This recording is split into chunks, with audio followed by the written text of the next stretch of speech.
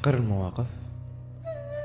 لا، شفت واحد يفتخر بكثرة البنات اللي عنده، يفتخر بهذه وهذه وهذيك، ويتكلم عن فلان أو بنت فلان، وهذه عرفها وهذه طلعت معها.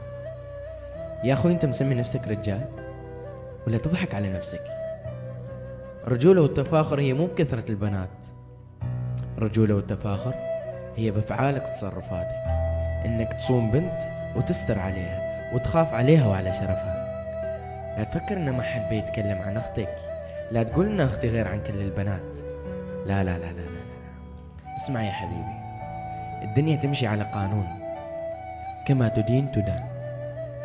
مفكر إن أختك بتكون ملاك ما حد بيتكلم عنها؟ مفكر إن بنتك بتكون من الألماس ما حد يقدر يمتلكها؟ أنت غلطان يا أخوي. إذا تبي تكون رجال، صون البنت واحفظها واستر عليها واسكت، واللي ما ترضى على نفسك لا ترضى على غيرك. وتذكر دائما وحط هالجملة في بالك، كما تدين تدان. مع تحياتي، السوري.